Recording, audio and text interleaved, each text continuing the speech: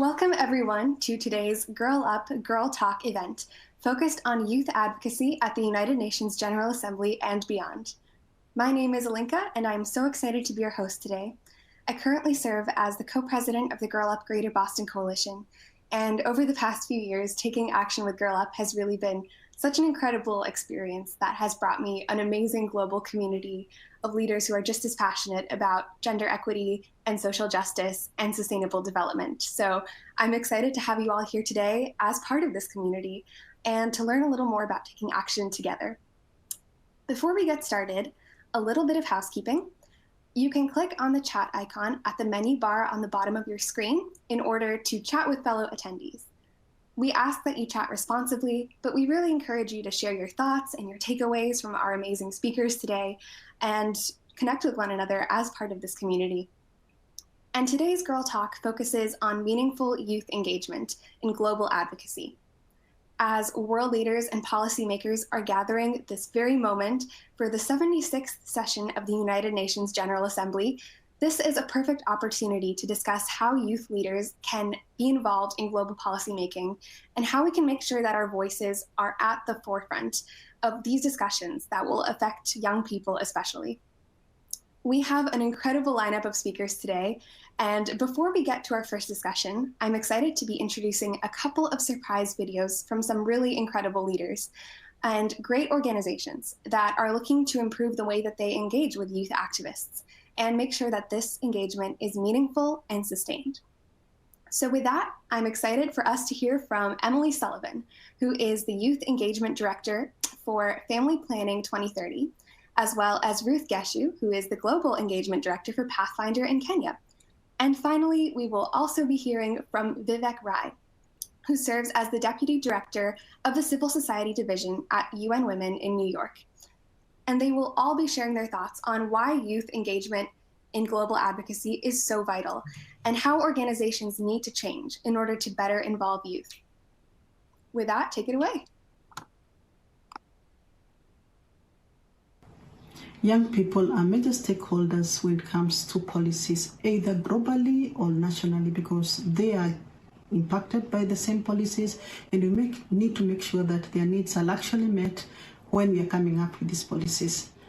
The other thing is that when you look at the solutions that are currently underway that we are trying to either help in legislating, the young people are the ones who are coming up with those innovations and those solutions. Therefore, we need to involve them because they're the future leaders, they are the future decision makers. As Pathfinder, we are currently working very well with the young people to make sure that we are actually addressing their needs as far as sexual reproductive health and rights are concerned by engaging them at co-design stage, where we are listening to them to make sure that their voices and their needs are actually addressed and they are part of the solution. We have an Acacia Circle community of young people at the global level that we are working with to be our ambassadors. They have actually worked very well, and they are now currently developing into what we call the next generation leaders.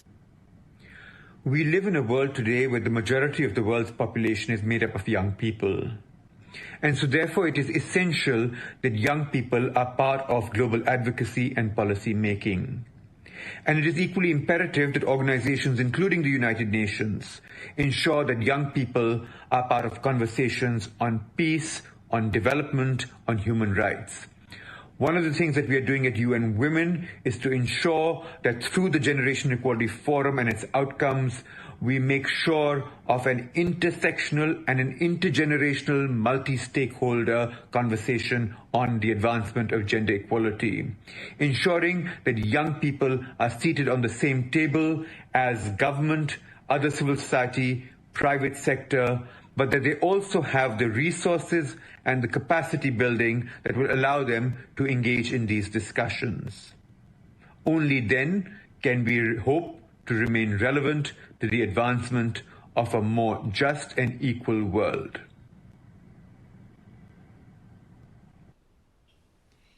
You likely care deeply about young people all around the world.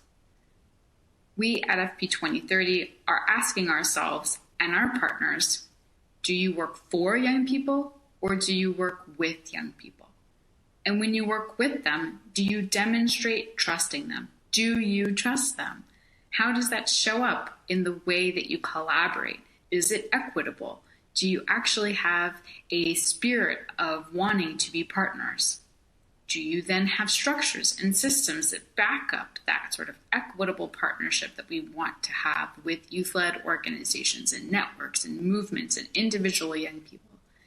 At Family Planning 2030, these are the questions that we're asking of ourselves and of our wider community, and we really encourage all those viewing today to do the same.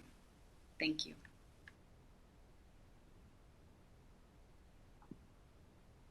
I hope you all were equally inspired as I am by these organizations and these leaders, because they're really setting a powerful new standard for youth involvement in organizations and in global advocacy and policymaking. I especially like their points on addressing young people's needs as part of the overall solution and working with young people as equitable partners. And if you are a Girl Up Club member who is watching today and who is looking to engage in meaningful action on some of these issues, we really encourage you to check out our September Club Challenge on climate action and clean cooking. UN members agreed to the 2030 Agenda for Sustainable Development in 2015, and that's a universal call to action for global peace and sustainable development and overall equality and human rights. And Sustainable Development Goal number 7 is on affordable and clean energy. And that's the goal that our Club Challenge is actually focusing on, because worldwide, 3 billion people cook over open fires that begin polluting with fuels like coal and charcoal, and it causes preventable deaths. And it also ends up impacting women and girls disproportionately. So engaging in this clean cooking challenge will not only help with the health and the environment, but it can minimize the time that girls worldwide will spend gathering fuel and give them more opportunities to engage in education or earning an income. So we highly encourage you to check that out and take action, and you can see that on the documents section of your screen. For our first discussion, I would like to introduce once more our moderator, who is Vivek Rai, and he will be joined by Girl Up leaders Dani from Australia, Selin from Turkey, and Anita from South Africa. Vivek, please take it away.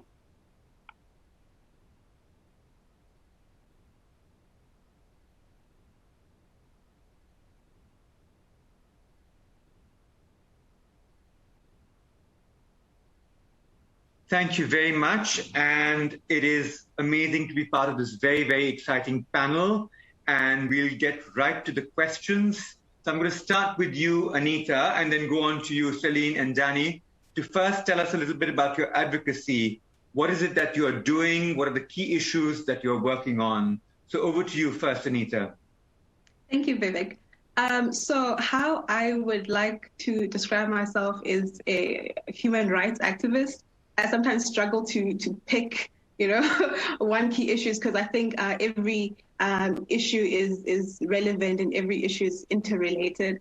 But if I had to sort of pick my key focus based on the project that I'm currently running or currently working with, I would say I am more on the education, quality education. This is through the organization that I am a founding member of, called UNGA and the NPO. And I'm also quite interested in gender and peace and security. I've hosted a couple of webinars speaking about youth, women representation, and peace and security. So yeah, I think those would roughly describe my current activism. Yeah. That sounds amazing. Thank you so much. Selin. Thank you. I would also like to use this as an opportunity to highlight Girl Up Istanbul, because as a founder of the first Girl Up club in Turkey, Girl Up Istanbul, we're aiming to focus on as many issues and taboos as we can. Our members, being high school students and adolescent and girls themselves, helps us to truly relate to one another and also observe. And in the past few months, we have been able to work with the United Nations and UN Women, both on a regional and global level. We have partnered with civil society organizations to host workshops, events, run campaigns, and of course, made it our priority to collaborate with youth-led organizations. We're currently focusing on gender equality in sports, especially with the Olympics. But in the past, we have also worked on various topics from eating disorders to mental health to FGM to GBV. I would say that we're making our best efforts to make sure that we're not leaving anyone behind and that girls are not alone. Thanks so much, Selin. Thank you so much for that. Dani, how about you? Yeah, so I definitely agree with what's been said about all of these issues being intersectional, especially in the ways that they uniquely impact girls and women. So I started my advocacy in climate justice activism and organising. I planned a lot of the school strikes for climate. And in more recent years, I've sort of moved into the consent education space in leading a grassroots activist organisation in Australia to campaign for better quality consent education and institutional and legislative reforms to ensure that young people, especially girls, aren't experiencing sexual violence to the same extent that they do. That sounds amazing as well. I mean, all three of you have such strong sort of like work sort of going on, and it is absolutely amazing to hear what you have achieved. I have to say that when I was your age, I have to confess, I didn't have the opportunities or the ability to manage to do the kind of things that you're being able to do. So many congratulations, and I'm really, really honored to be part of this panel with you. So thank you again. One of the things that that we have seen, I work in the United Nations as a person who was young once. One of the things that I struggled with a lot also was around the barriers that many of us see as when with young people, right? So I just wanted each of you to talk a little bit about what are the barriers, what are the misconceptions that each of you have faced as a young person in the work that you've been doing. And Selin, can I start with you on that one? Of course. Thank you, Vivek, so much for your kind words. Well, of course, founding the first club was never easy. What people don't know is that we actually did fail on our first try, which is okay. And I think that is a barrier I encountered. It was a great learning opportunity and experience for both me and my team. And on our second try, we came up with more concrete action plans with a more concrete goals, schedules, and everything. And look where we are now. I guess what I'm trying to say is that you will tackle obstacles along the way, that's for sure, but don't give up. Another barrier I have encountered, which is a little more bureaucratic, I would say. Well, from my experiences, decision makers and leaders have to support and resource youth-led organizing and spaces. This includes taking into account and addressing specific needs and barriers of young girls under the age of 18 who might not be able to meaningfully participate in the processes and spaces due to digital accessibility barriers or study commitments. Again, this is something I have encountered. And regarding misconceptions, well, that we are inexperienced, that we're just there for the picture, that we're not enough. But no, my age does not define my capability. My age does not define the vision youth can have. My age does not define my creativity. On the contrary, as Gen Z, we are incredibly different compared to older generations. From my observations and research I have read, Gen Zs are more solution-driven. They're more creative. They always take into account diversity and inclusivity. We're a whole new generation with whole new hope. I assure you, when young people promise, young people deliver. They will surprise you in the best way. Thank you, Selin, and I can testify to the fact that is true, having worked with some of you. So absolutely agree with that. Dani, in your work, barriers and misconceptions. So I definitely agree with Selin, and I think that a massive thing that we as young people, particularly in advocating for reform around sexual violence and the legislation that surrounds it, is experience. I think a lot of people sort of hold some form of like academic elitism almost in who they think is allowed to have a say. And what that often means is that these spaces are permeated by academics, by professionals in these spaces. And whilst those are important voices, it means that those who are the most marginalized and don't have access to that same education, as well as young people who just haven't been able to receive that yet, their voices and their experiences often aren't as valued as much. But the reality is, as young people, a lot of us are really, really passionate. We understand these issues, but more importantly, a lot of us have lived experiences of these issues that aren't recognized. And I think the biggest barrier I have is people underestimating the power of those lived experiences, but also underestimating the extent to which that sort of academic elitism sort of impacts who we decide deserves to have a say. Because of course there's a place for professionals, they need to sort of guide the way there, but of course they're not the only voices that need to be heard, because we really need inclusive approaches to be taken to these issues in order for us to fully understand the extent of these issues. I think especially in regards to sexual violence and how it impacts different communities so differently. No, absolutely. I think that is so important. And I think, that also has so much to do with the whole idea of ceding power and patriarchy, right? And we talk about patriarchy and ceding of power, and that happens at so many different levels, right? I mean, and it's also about the ceding of power of people who are older, who have worked towards into a certain space and creating environments that are actually sort of like much more inclusive. And so it works at so many different levels. And I think, you're really speaking to that particular point as well. So yeah, absolutely. Anita. Yeah, so the barriers that I have faced personally and in my activism work would definitely be, the first one would be funding. So in 2017, when we first started off going with the NPO, we didn't know what we were doing. I was 18 at the time, and my co-founders were also roughly in their teens as well. And we had no idea what we were doing. We just saw an issue in our community and we just wanted to fix it. And we thought it was as easy as that. And we struggled with funding. We still do struggle with funding and trying to get like campaigns and initiatives out.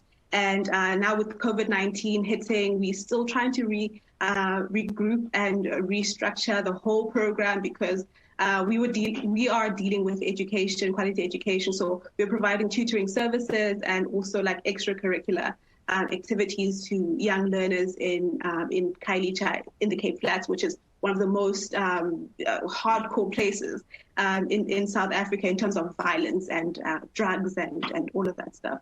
So we're still trying to find ways in which we can work around the COVID-19 situation and the remote learning. And it's a disadvantaged community, so we couldn't implement things such as remote learning and tutoring via Zoom. I'm fortunate to be able to be a part of that space, but a lot of my peers and a lot of learners who are still struggling with trying to get access to like digital devices and network. And the second barrier that I faced was like not knowing where to look for opportunities. So I still don't. So even now things just come to me. I still don't know where to look for opportunities or which doors to knock on, because I'm still young in my activism work. I'm trying to get my voice out there. I'm trying this, I'm trying that. I still don't know where to look for opportunities. But I've been very fortunate to have like access to a lot of networks and to internet. And a lot of my peers, a lot of people in South Africa still struggle having or gaining access to digital devices and social media and the internet. Even myself, maybe 2 years back, the only stable internet connection that I had was through school. And we didn't have Wi-Fi at home, and South Africa has one of the highest rates in data prices. So data was not really an option. The only internet access I had was at school, and if I was not at school, I didn't really have internet access. But yeah, now I'm fortunate enough to have that, and I can participate in these spaces. But a lot of my peers don't have this opportunity or access to what I have access to. And the misconceptions, I would say, I've gotten a couple of responses from the gatekeepers in the field about being too radical and being too liberal. I find it to be, crazy, if I might say, because you want social justice and you're being coined as being too radical and too liberal just because you want basic human rights and access to basic human rights, equal access to basic human rights at that. And all of a sudden that is being too radical and being too liberal. And the second accusation that I've gotten was being naive. Apparently, young people, we are naive. We don't know what we are doing. We are fresh and our blood is boiling and we just want to fight and not think. So this is one of the biggest misconceptions, because if, the gatekeepers would just stop and listen to us and hear us out. Like what Selin and Dani said, we know what the situation is on the ground. Those are some of the misconceptions that I've identified in my career. Thanks, Anita. And please stay radical and liberal. Don't get so please do that.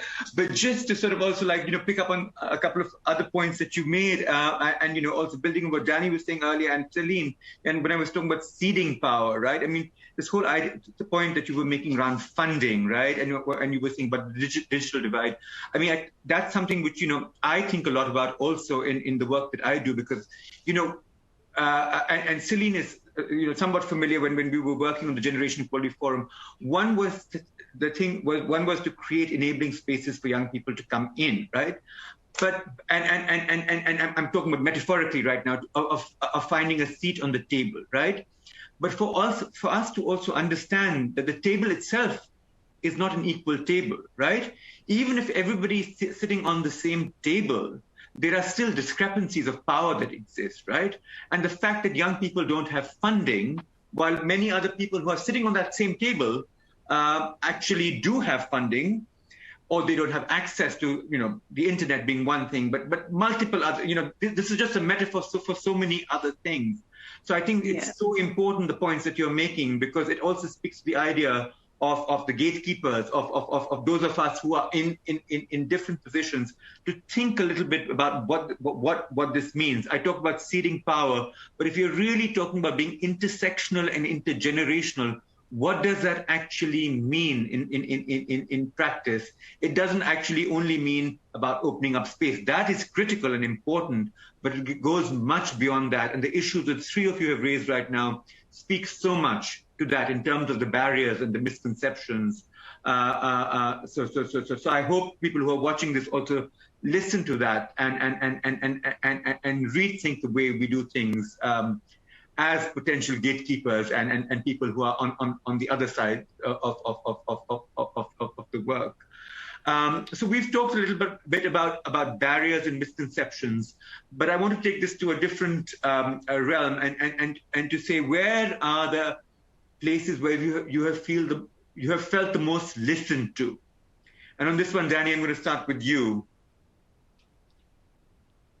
Yeah, so I think coming from a sort of grassroots background where within our organizations we don't really have those hierarchies of power, or at least institutionalized at all, when I felt most listened to was when we were sharing each other's stories and when I was working with people who really valued what I had to say and I was able to value what they had to say, because when you sort of remove those barriers to the greatest extent you can, it's a lot easier to actually be face to face with these people and to find out what experiences you share and what different experiences you have that can sort of help each other's causes. So I guess the most listened to I felt was just working with other girls who were equally as passionate about the same thing or different things, because it's often those people who are also in the same spaces as you who are most willing to help you, because they get what it's like. They're trying to empower you. You want to empower them. And then I suppose the other space that would be in would be when I'm actually sharing stories and using storytelling as a means to propel change. That's when I feel listened to, because often people see these big issues, but it's not until they have a human face to them that they're able to fully comprehend the extent of them or the nature of them. So it's when I'm actually telling stories of things that have happened to me and others that I also feel really listened to. Thank you, Dani. Thanks so much. Selin. Well, before answering the question, I just want to add on what Anita just said. Being too radical, I relate to that on a whole nother level. I have been told so many times that I'm just being too bossy. And I was like, you know what? No, if a boy did the same thing, he would be the boss. But because I am an adolescent girl, you're calling me bossy. So I feel like this represents the whole Girl Up family. We're not bossy. We are the bosses. We're girl bosses, and we're ready to change the world. So buckle up. And yes, during my internship at Girl Rising last summer, just like what Dani just said, storytelling could be, I have learned that storytelling could be used as such a powerful tool in advancing change. And kind of the social hierarchy is real, but during my term with Girl Rising, I was able to have brainstorming sessions with the CEO, for example. Those were the times where I truly felt like I was being listened. They allowed me and other like 10 or 15 teen interns to host a 12-hour live event during IDG. Like, that was a time where I truly felt like I was being listened. And of course, whenever I am with my Girl Up family, I think United Nations Foundation and the Girl Up campaign really does set up an amazing example of what youth participation and contribution is. I truly feel that whenever I work on a project, both with fellow clubs and Girl Up leaders or with the HQ, I'm being listened, but more importantly, I'm being heard. That's amazing. Anita, before you come in, I have to say, since both Dani and Selin have brought up this whole idea of storytelling, I work at the UN now, but before I work at the UN, my obsession in terms of a career was to get into both oral histories and also in storytelling. And I took a number of workshops, and I believe I completely agree with you. That was the space where I also felt like, my ability to be able to express myself and to be heard came so much from those spaces. So what you're saying resonates so much with me as well. So I just want to say that. But Anita, what about you? Yeah, just to add on the notes of storytelling. So as a media practitioner myself, I think storytelling is an amazing way to get your voice out there. But for some reason, I don't know, personally, I've just found myself becoming a bit restless in that I try to use my journalistic experience to get stories across. And this was way before I even thought of myself as an activist, way before I thought of myself as a change maker, when the just transitioning from high school into undergrad. Already I was interning and being a part of like media organizations and wanting to create stories, create content for my community and to empower my community in that sense. But yeah, I've become so restless in that as much as it's a form of expression, I still feel like I still feel a bit limited in that I still don't have access to like the bigger pot, that's policy making. So I can try to create change and be an activist for change in my community and through my journalistic work, through community radio stations, through television stations, et cetera, but things don't really change until the policymakers at the top decide and implement bills and policies that will bring about change. So so I'm trying to wrestle within myself on where my path is. And whether I can do both. And perhaps, Vivek, you could give me a bit of advice, being a person who has been in media and also now part of the United Nations. So yeah, it's just been a weird tussle in my head for me with the storytelling and being an activist in my community through media and journalism, but at the same time trying to infiltrate the spaces, the policy-making spaces, and try to initiate change from the top. So yeah, so now to answer the question on where I felt most heard was when the South African Institute of International Affairs, they were drafting a report, an APRM report, which is a monitoring and evaluation report on different policies and whether the policies are effective in the community. And I was fortunate to be part of that report and to contribute to that report. And my thematic group was the Peace and Security group.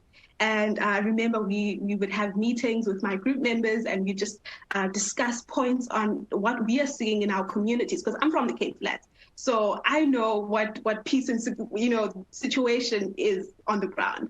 And I experience it, I live it. So I felt heard because later on it was compiled neatly into a document and it was given to the government to look through, and we had our recommendations there, and yeah, it was really, really a proud moment for me, and I really felt heard. And the other time that I felt heard was when I was doing webinars. Even now I feel heard, even with Girl Up, asking me to be part of like panel discussions and asking me to speak at the events. I feel heard because this is a global scale, and I can speak about my activism, and I can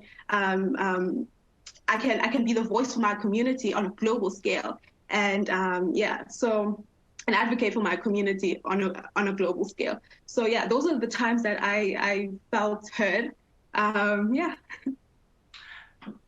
So I'm actually going to stick with you for the next question, because you've actually sort of picked up on something that I was going to ask. So you talked about policy making and that desire to be able to sort of get to those spaces and sort of. So if you were a policy maker, maybe you were the Secretary General of the United Nations, you could be anything else. But if you were a policy maker, what is it that you would actually do? What are the most crucial things that you think you would address? I think the most crucial things I would address would be reducing inequalities. So that's from gender disparities, economic disparities, racial disparities, So I think it encompasses quite a lot of themes, quite a lot of topics, quite a lot of key issues. So yeah, I think for me, what I would focus the most on would be reducing inequalities. Perhaps it's because I'm from South Africa and we have I'm sure you guys have seen on the news and have heard about, the inequalities in South Africa and how rife they are. And they're causing so much problems. The revolts that you were on the news a couple of weeks ago, those were caused by inequalities in the South African societies. So if we were to effectively address those inequalities, we would solve quite a lot of our problems. So I think for me, it would be reducing inequalities. Thanks, Anita. Dani, what about you?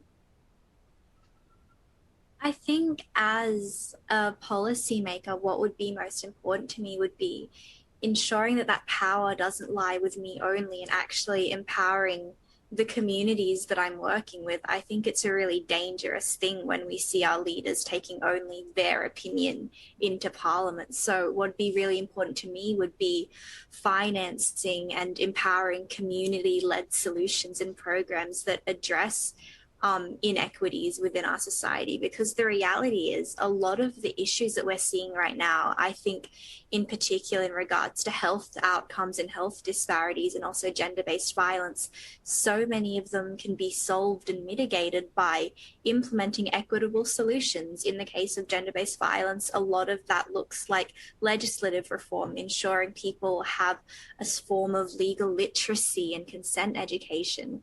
And the reality is that a lot of the time these communities know what those solutions can look like, but it's because those needs aren't being communicated or aren't being listened to by the people who have the power to make those reforms. So as a leader in any position, really, what I'd value most would be empowering those voices, those communities, and implementing grassroots and community-driven solutions to solving these inequities that are so rife throughout society everywhere. Thanks, Dani. Selin?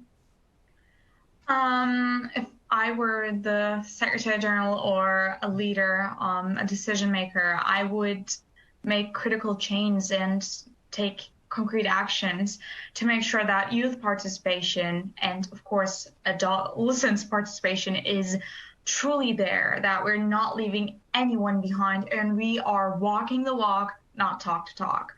Because as youth, we are very concerned about the lack of an intersectional approach throughout the decision-making processes, structures, programming, and methodology.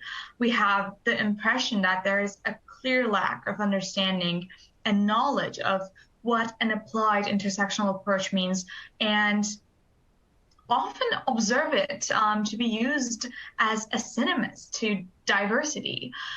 For young people from traditionally marginalized groups or identities, it is even harder to engage in the discussion because there's a low level of diversity in working groups and in spaces, which makes us feel uncomfortable, not represented, and excluded. So I would say reducing tokenism and, of course, being as diverse and inclusive as possible would be my top priority.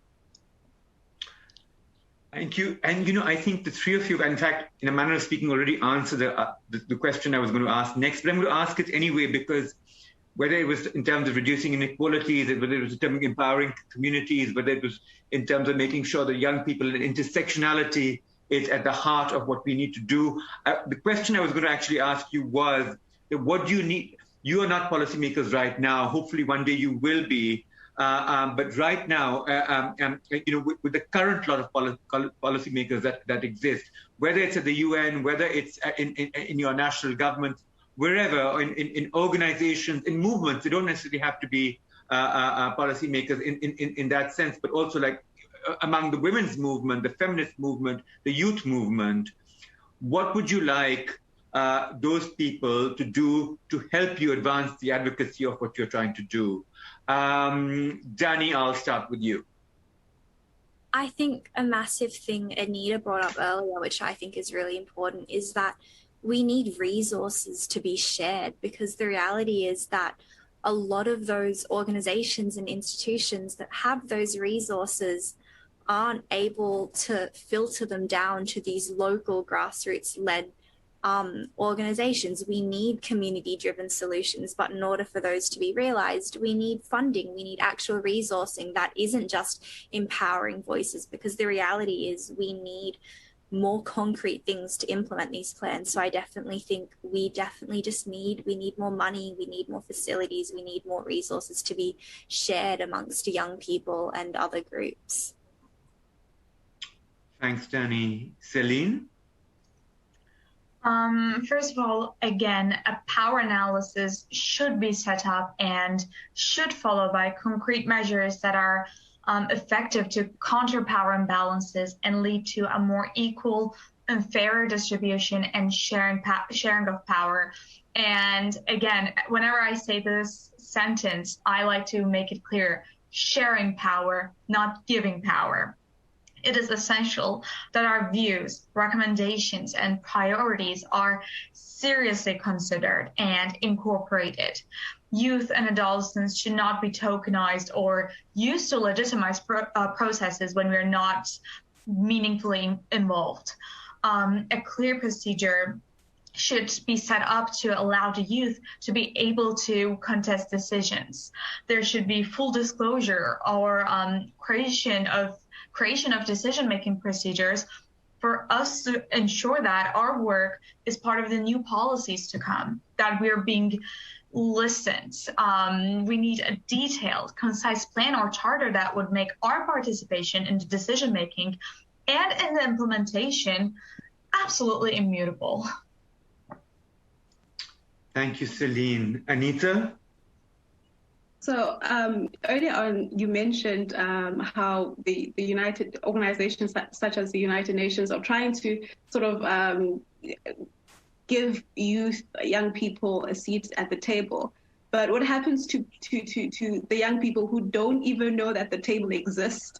So I think what we need the most is a fair and equitable chance to sort of be exposed, just exposure, let alone having those opportunities, just exposure to the opportunities and knowing that this is a possibility. So if the UN is drafting a report on a certain issue, engage the youth. Let us be a part of consolidating that information and making recommendations as well. So that also includes young people in the grassroots level that don't even know that these are things that are, in existence. So so I think these organizations need to find ways to sort of try to infiltrate at the most smallest level, the grassroots level, and making it aware of these opportunities and these spaces. So I think that's what I think we need the most. Thanks so much, Anita. I mean, I have so many other questions I could ask. I could carry on this conversation forever and ever, but I'm mindful of time. So I just want to say, firstly, a big thank you to each of you for being part of this conversation. I also want to thank the three of you and Girl Up and the UN Foundation for including me in this conversation. I've certainly learned a lot from this discussion. I'm more than happy, if you will allow, to stay in touch with you and to continue these conversations in other spaces. And I look forward to making sure, as a commitment from my end, that other policymakers that I work with get to hear your voices as well, including this particular event that is taking place. So again, thank you so much to all of you, and thank you to Girl Up and UN Foundation.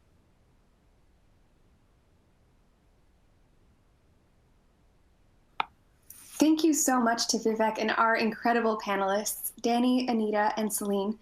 I have to echo the fact that I cannot wait to see more of these conversations, including leaders like the ones that we heard from today, because I'm so inspired by their voices and they're already making such an impact.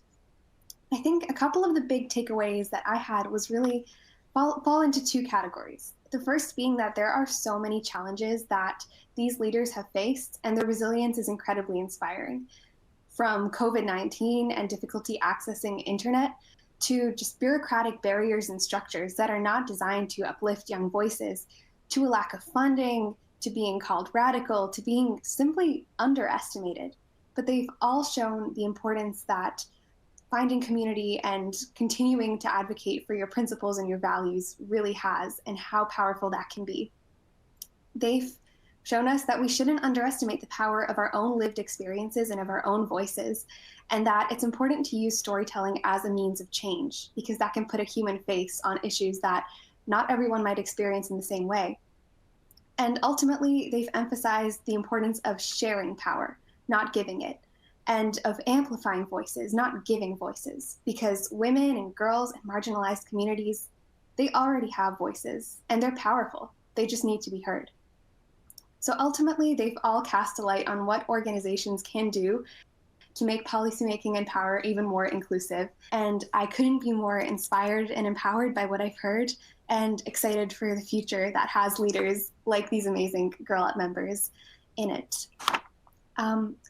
Moving on to another amazing discussion, I'm looking forward to welcoming Girl Up leader and Next Generation Fellow, Valeria Colunga, and she will be joined by Girl Up's Senior Director of Global Community, Nowrojee.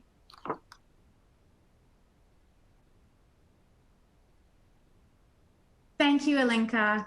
I'm so delighted to be here with Valeria for this intergenerational dialogue about advocacy with the UN. This has been a big year for the UN. We had 2 major global events focused on gender equality. That's Generation Equality Forums in Mexico and Paris.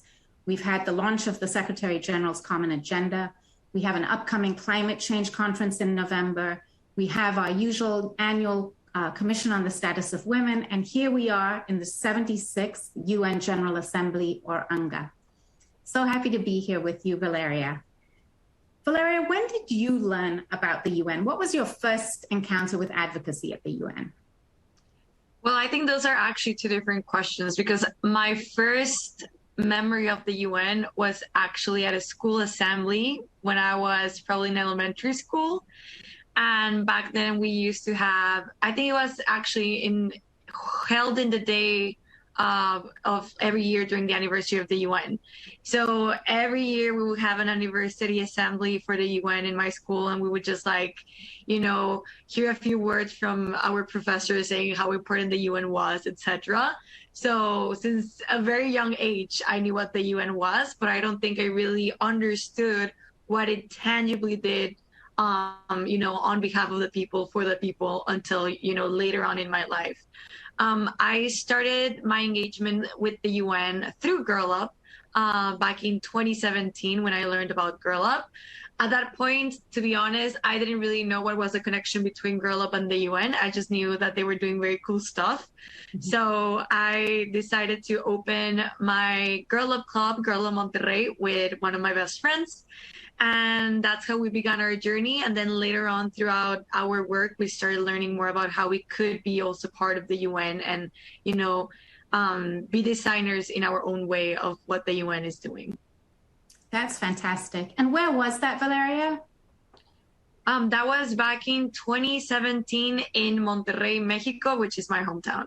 Okay. I had a similar history with the UN. I learned about the UN as a child. I grew up in Nairobi, Kenya, where there's the UN environmental program is housed there. So I always knew about the UN. I saw the UN flag.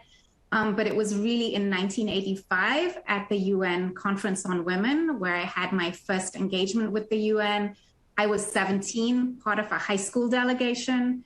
My sister was part of a college delegation, and my mom was part of an NGO delegation. So it was a family event for us, and it was really a seminal event for us. It was there that I first understood sort of the collective power of women and the power of influencing the UN and the fact that the UN belonged to all of us. That was where I first got that message. So that was a long time ago. But it really sort of shaped who I was and the kind of work that I went on to do. I cannot even imagine living through something like that with your family by your side. That sounds incredible. It really was. It was amazing. It was life-changing for me, and it was where I met role models, amazing, powerful women, people who I made friends with, who I'm still friends with today. So a very precious moment. Valeria, you've talked about your engagement with the UN. What are the actual issues that you've been working on? That's a great question. So as I mentioned at the very beginning, it was obviously gender equality because of my connection with Girl Up. But I think what was interesting through my leadership and work with Girl Up was understanding the different intersections that gender equality actually has. And I did my work with Girl Up and my leadership started in 2017 and obviously continues today, but more tangibly, I would say a chapter closed in 2019 when I graduated from high school. And when I went to college, I wanted to give myself the opportunity to learn more about other issues and their intersection with feminism and gender equality. And through that stage of my life, something that I realized, obviously it's something that many people go through during their time in university, is how powerful young voices are, and how when you're young, there's always this interest of actually trying to be heard by the government and trying to be heard by your representatives. So when I was in college and the pandemic hit, I went back home to my hometown because I used to study in the University of Texas at Austin. I continued to study there, but back then I was in Austin, and then I had to go back to my hometown because of COVID. And in my hometown, there were some things that some friends of mine and myself didn't really like going on in Congress. To be more specific, some laws that were basically trying to ban sex education from public schools in Mexico. And we didn't like that at all. So we were, trying to find a way to lobby and trying to find a way to communicate with our representatives and realize how hard that is. And from that moment on, I basically made it my mission to find a way to actually try to start meaningful conversations with representatives, and more importantly, pushing for representatives to treat young people as experts, because many times representatives think that because of your age, you're just, another young person around the world trying to, make some a mess, or just trying to make some sound so they get distracted. But in reality, when we're speaking, is not to distract representatives, but actually to make ourselves heard, and also make ourselves, exercise our constituency and our citizenship. Yeah. So from that moment on, I really made it my mission, try to discover more ways in which we can meaningfully engage with young people. And I would say that's how I created my connection between the intersection of being young and also gender equality. And later on, that obviously created a great intersection for the Our Future agenda when I became a Next Generation Fellow. I love how you've taken your local advocacy to the global level. Valeria, could you talk a little bit about your work with the Common Agenda? Of course, yeah. So I was nominated by Girl Up to be one of the 8 Next Generation Fellows appointed by the UN Foundation. And the Next Generation Fellows basically worked on the youth track for the Secretary General's Our Common Agenda, which is now available for the public to see and read. And definitely it was a very exciting project because it allowed us young people to also have a say and a voice, and send our recommendations and our thoughts and our comments on what we want to see in the United Nations. And basically my role as a Next Generation Fellow, along with with the other Next Generation Fellows in my cohort, has been since the very first day, creating ideas and also connecting with young people from different youth-led networks and hearing their ideas, and talking with member states, talking with high-level officials, and having those meaningful conversations to, as I said before, find intersections so we can find a middle common ground, so we can work together and actually push for a common agenda, like the name indicates. And after that, obviously, we publish our parallel report, Our Future Agenda, which again is available online in ourfutureagenda.org. And in that agenda, we basically share with the world what we hope the UN and the multilateral system can create for future generations. That is fantastic. It's such a great example of how advocacy can make a difference. And I think it is about disrupting the system a little bit and reminding the multilateral system, the UN and other organizations, that they are accountable to youth and they're accountable to all of us, to the global community. I actually have a question for you. So one of the things that we normally talked about when, developing this Our Future Agenda, the Next Generation Fellows and I, was how important the UN is, but yet how our generation has a very, specific perspective on the UN. And I believe that one of the most important things to realize about this Our Future Agenda we created is that the UN, if they don't listen to young people and youth voices, it is really in danger of being left behind. because young people are going to continue moving and continue doing their own things if they don't feel like they are being heard. So I do believe the UN is incredibly important because it, gives people and young voices and diplomats and people at all levels access to networks, funding, and just meaningful conversation that must take place in the global arena. But I want to know why you think the UN is important and it remains relevant. That's a fantastic question.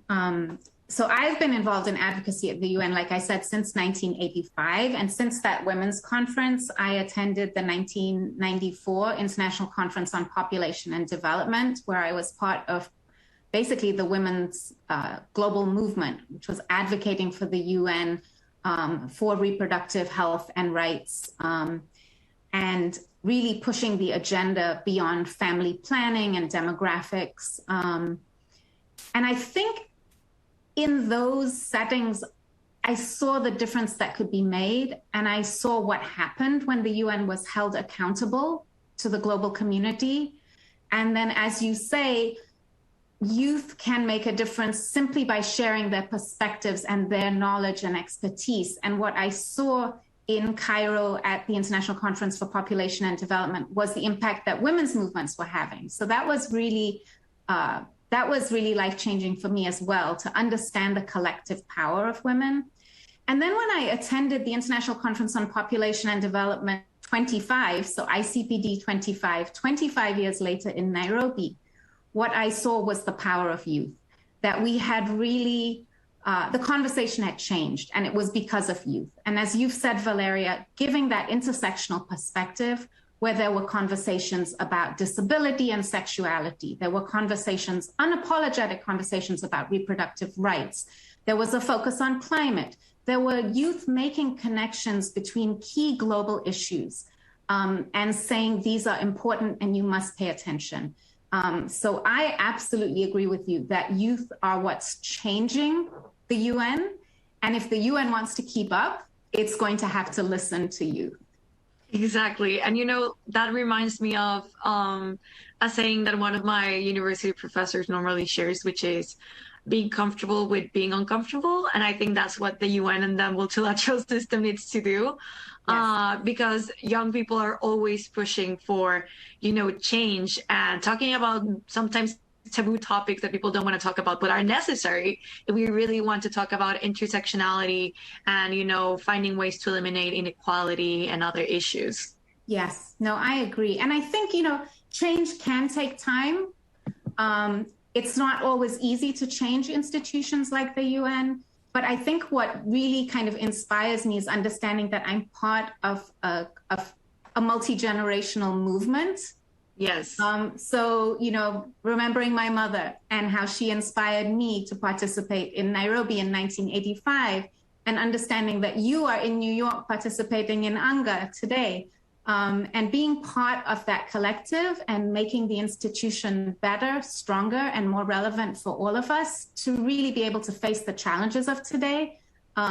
But not just the negative part of the challenges, but really sort of leverage and take the talent and creativity of youth to make this world a better place. Exactly. Yeah, I couldn't agree more. So I do have one more question for you, sure. Which is what has inspired you and also what has frustrated you during your advocacy in the UN? Okay, yes. I'll start with what's frustrated me, which is, yes, very valid. Yes, as I mentioned, I was in Cairo in 1994, and then I was in Nairobi in 2019 talking about reproductive health and rights and sexual health and rights. And it was frustrating to understand that we have still a lot of battles ahead of us, and that in some cases we were saying the same things that we were saying 25 years ago. And as I said, change is hard. It takes time. But I think what inspires me every time I am engaging with the UN or at a big UN conference is really that reminder that we are a global community. I mean, it's a beautiful thing to be reminded of that. And often in our own countries, we don't see that, So to be reminded that we are part of a global community and that there are others like us all over the world pushing for the same things that we're pushing for. And there is such power in that sort of collective action and that solidarity. So that is what inspires me. That's amazing. Okay, I also want to share what inspires me and frustrates me. I will say, I feel like my advocacy and my activism actually came from frustration, and I would be lying if I said otherwise. I think when I was very young, I realized how my family, like female family members, got treated differently for no reason except being a woman. And that's what, you know, sparked something in me, like that curiosity of like trying to change that and, you know, make the place, it's gonna sound super cliche, but like make the world a better place for my family and myself. And that was incredibly frustrating, and sometimes it continues to be frustrating because you try so hard to do something, and sometimes change is low, but it's, you know, it's there, it's change. But what inspires me is definitely, as you mentioned, the community that you build. And I feel like that's something that I have specifically found in Girl Up, which is something that I will always be grateful for.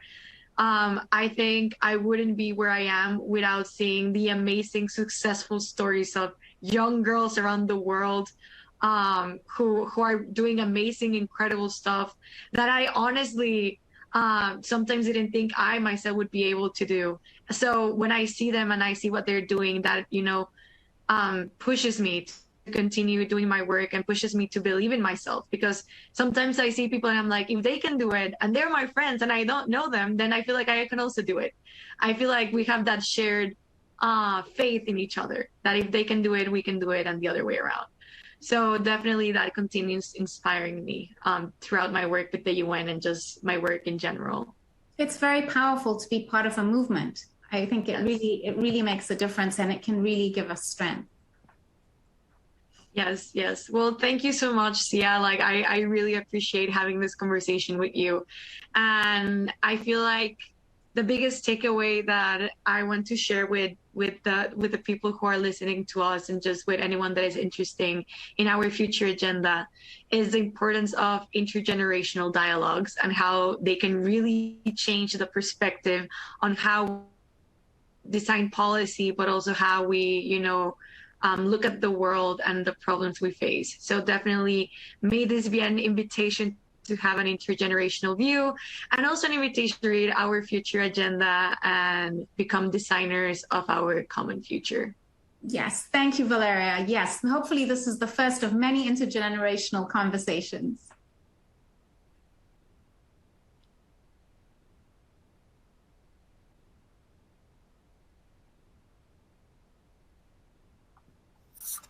I was so inspired by hearing Sia and Valeria discuss in such a powerful way all of their takeaways and also very candidly their frustrations.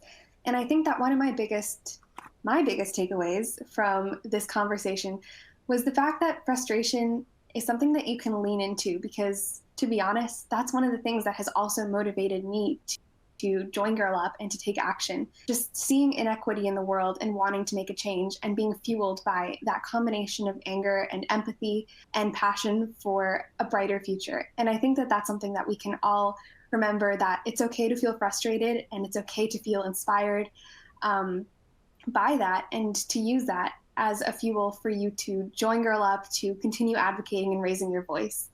And I also thought it was especially empowering when they said that the UN belongs to all of us, and that it is something that we all can engage with because it is the very embodiment of a global community. And that young people should be seen as experts, because the knowledge and the firsthand experience that we bring in is something that is essential to consider as we tackle these issues. So ultimately, I hope you all are as inspired as I have been by our amazing speakers. And I want to thank all of today's speakers for your time and your contributions to these important conversations. We're not done quite yet. I would like to share some messages from our youth speakers today on what they would do if they were the Secretary General of the United Nations.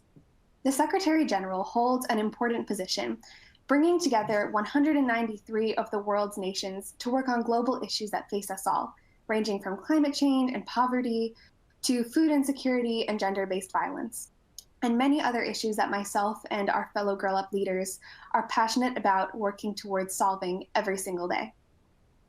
I know that if I was the Secretary General, I would really put emphasis on intersectionality in several senses of the word. The first being a great point that was brought up by Valeria, that intersectionality really is allowing us to find common ground because we're able to see how much we really do share as global citizens. But intersectionality is also important when it comes to looking at different issues and seeing how you can generate solutions.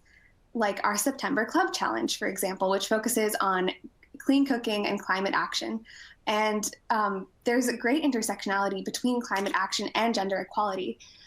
Just around the world, there are over 12 million girls who will continue being unable to go to school specifically because of climate-related issues. And actually empowering girls and educating them and ensuring that they have access to reproductive health care and to job opportunities and empowerment is something that can actually not only help uplift communities out of poverty, but can address the climate crisis too. And girls are the solution. So ultimately, we cannot afford to treat all these issues as being separate because they're actually inextricably intertwined. And as Secretary General, I would make sure that I'd be having those conversations that reach across and dig into these intersections in order to create more comprehensive policies. And with that, I'm going to pass it over to our Girl Up leaders joining today to see what they have to say if they were Secretary General.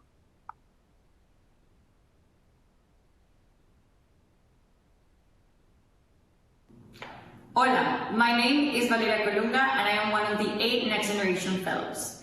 If I were the first female Secretary General, I would prioritize making the UN an inclusive, transparent, and open institution for all. In order to keep up with our new global community, I would make it a priority to securitize our common future. The first thing that I would ask member states is to appoint next and future generation commissioners. They would be in charge of developing short and long-term strategies in order to securitize the future of young and future generations. Thank you.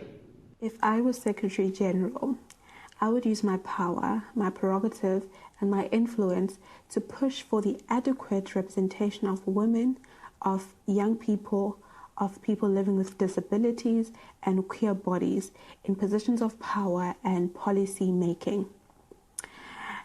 I would also push and advocate for transformative policies within global or international law and for the respective member states as well. I would also further address the existing inequalities within the UN system and the member states that are part of the United Nations. If I were the Secretary General, I would take actions to make sure that youth participation is truly there, that we're not leaving anyone behind, and we're walking the walk, not talk the talk. Because as youth, we are very much concerned about the lack of an intersectional approach throughout the decision-making procedures, structures, programming, and methodology. We have the impression that there's a clear lack of understanding and knowledge of what an applied intersectional approach means, and often observe it to be used as a synonym to diversity. For young people from traditionally marginalized groups or identities, it is even harder to engage in the discussions because there's a low level of diversity in working groups and spaces, which makes us feel uncomfortable, not represented, and excluded.